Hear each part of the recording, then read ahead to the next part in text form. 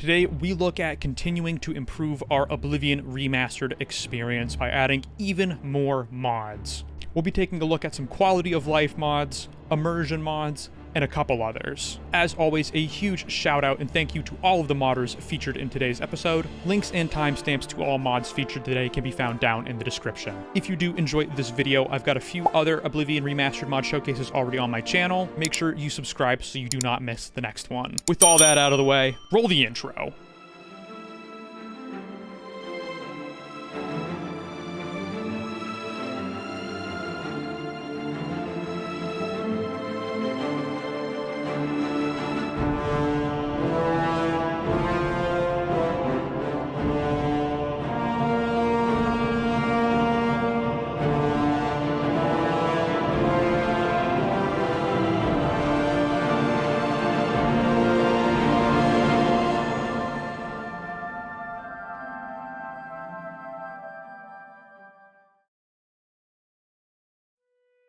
To start off today's mod showcase, we'll be looking at a quality of life mod that will help all of you save scummers out there save some serious time. With Sigil Stone Selector by OmniShambles9, upon completing an Oblivion Gate, you'll now be shown a menu to select which Sigil Stone you'd like to receive as your reward. This mod is perfect for everybody who doesn't care about rolling the RNG dice every time they complete a gate and just want to get a reward they'll actually use. While I personally like the idea of having to grind to get the Sigil Stone I'm looking for, after completing numerous gates on my primary character and not getting the specific one that I've been hunting for a while, trust me, I've been tempted to use this mod. My favorite thing about this mod is that even with it installed, you'll see at the end of the menu, you still have the option to receive a random Sigil Stone, just like you would in vanilla. Now, you may have noticed in one of the clips I'm showing of me selecting a Sigil Stone that all of the options have a prefix before it saying NL in brackets. While this isn't a game-breaking issue, it's a problem that occurs when installing .esp mods like Sigil Stone Selector. In fact, I believe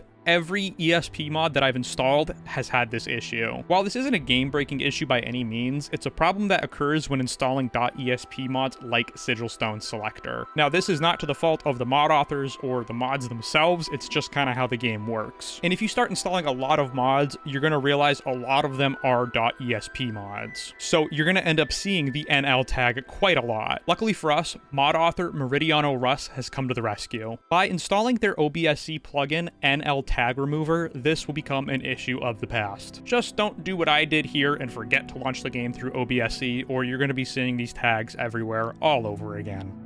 Sticking with quality of life mods, up next we take a look at Unread Books Glow by Power of 3. Simply put, all books you have yet to read will now receive a subtle purple glow. Now, if you're like me and at this point you're only really interested in finding skill books, particularly ones you have not read yet, and are constantly spamming read on just about every book you find, because let's be honest, who has time to keep track of all of the books they've read? You should take a look at Dame Eve Knight's only unread skill books glow to go along with Power of 3's mod. The clip you're seeing right now on screen is without Dame Eve Knight's add-on and is only using Power of 3's mod. Out of the 3 books in the room, I've not read 2 of them. One of them being Guide to Cheydinhal, which is not a skill book, and the other being The Dragon Break, which is. If I reload into the same save before reading any of the books, you'll see despite not having read Guide to Cheydinhal, it's no longer glowing, and just the unread skill book is. These 2 mods combined can be a great time saver, and it's great that you have the option to choose whether or not you want it to just affect skill books.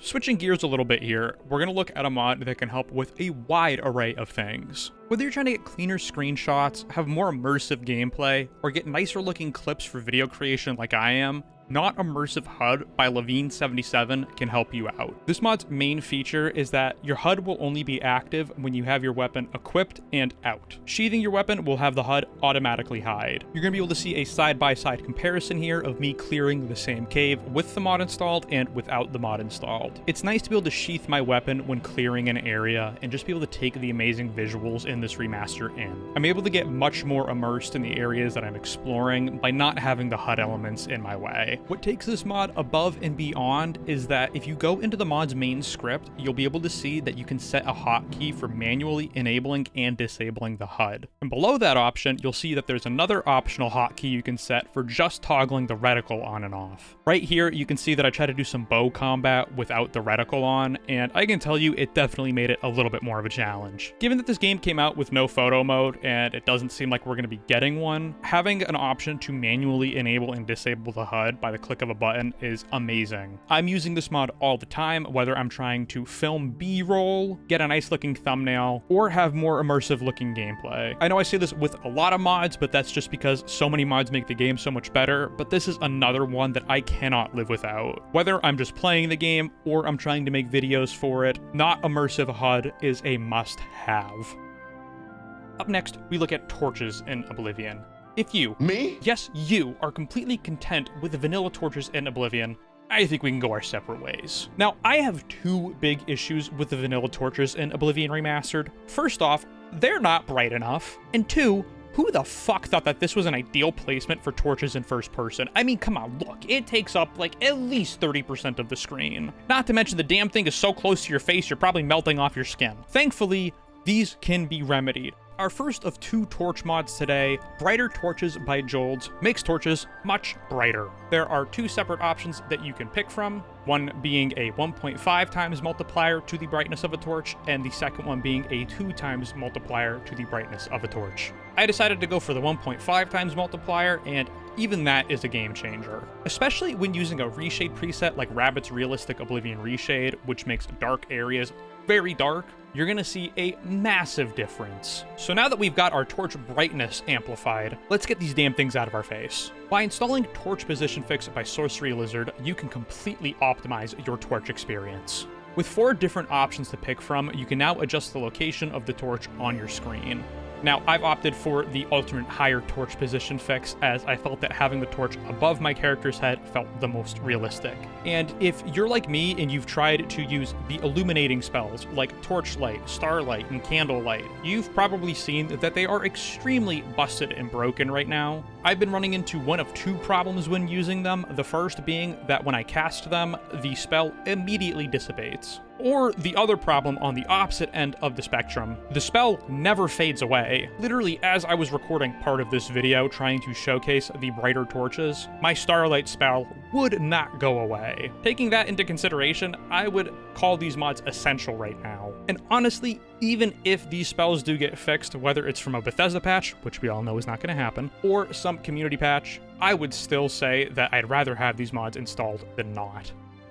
In this next section of the video, we're going to be covering a few different mods. All of these mods are great on their own, but I wanted to showcase how amazing it can be when you find mods that just blend and work so well together. First up is a sequel to a mod we checked out in episode 7. Lived in Imperial Dock by Dromarin is a new makeover of the docks in the waterfront district of the Imperial City. Working perfectly with its predecessor in the Lived In series, having these 2 mods installed together will give you a new, seamless variation of the waterfront. Adding in various decorations, heaps of clutter, and as Dromarin mentions, touches of history, this mod truly lives up to its title. It makes the waterfront feel much more lived in. Dromarin, if you are watching, I'm really excited to see what area you tackle next. If I can make a request, let's get that arena district looking proper. Now, I did mention at the beginning of this section of the video, we're actually gonna be looking at a few mods working together. 2 more of which you've already gotten to see in action that I haven't mentioned yet. Lumiere by 2x is an incredible mod that implements hundreds of outdoor lights throughout all of Cyrodiil. Now, given that Lived In is tackling the parts of the Imperial City that is actually not in its own instance and is a part of the rest of the overworld as a whole, normally these mods would conflict. Luckily for us, Dromarin has now released a patch for their mods to now work alongside with Lumiere. In fact, they actually recommend it on both of their Lived In mod pages. Now, Lumiere does not just affect the Imperial City waterfront. Far from it, actually. Lumiere is going to be adding in hundreds of outdoor lights all throughout Cyrodiil.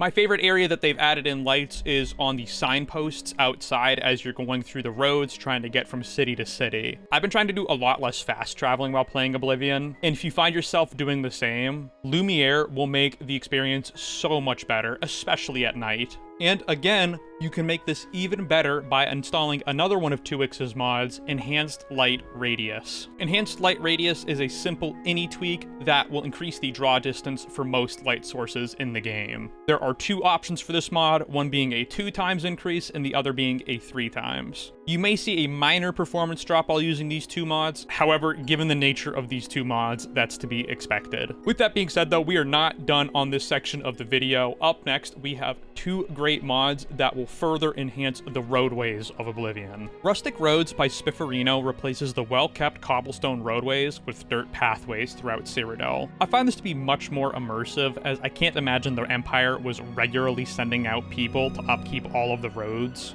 This mod comes with a 2K texture replacer as well as a 4K texture replacer. I decided to go with the 2K texture replacer as that's the one that's recommended by Spifferino, and I'm not looking to cook my GPU at the moment. And to wrap up this section, we're going to be looking at Armored Legion Horses by Mole Rats. This is a simple mod that will give all horses belonging to Imperial Legion soldiers patrolling the roads some armor. The armor looks super cool, and the mod will also give the horses some color variety, so that's really neat.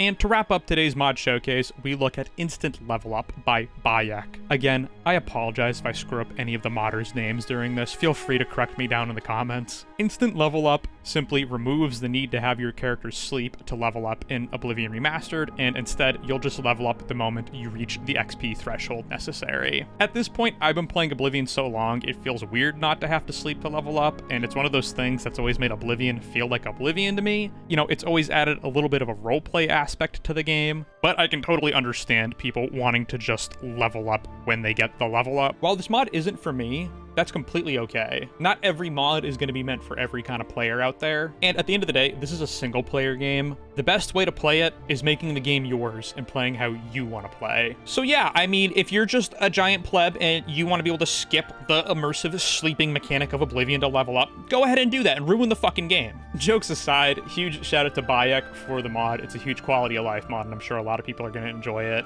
Again, super sorry if I am butchering the shit out of your name. And that is going to draw today's episode to a close. As always, a huge shout out and thank you to all of the mod authors who had a mod featured in today's episode. Again, all mods can be found down in the video description. If you do install a mod and enjoy it, all of the mod authors, I'm sure, would appreciate an endorsement on the Nexus. It's just like leaving a YouTube like. It takes 2 seconds and it's completely free. If you did enjoy this video, I would really appreciate a like. And if you want to see more Oblivion Remastered content, make sure you hit the subscribe button. Along with the mod showcase videos on this channel, I'm going to be uploading some more content. Like I've been saying, I've had a Fallout 76 video kind of in the back of my brain that I've been slowly working on. And I also have another couple video ideas that are not directly mod related. If you ever have a mod you'd like to share, please let me know down in the comments. I'd love to check it out. Or you can join my Discord, which is also linked down in the description. Again, thank you all so much for watching. I hope you did enjoy today's video. I hope you have a blessed rest of your day, and I will see you in the next upload.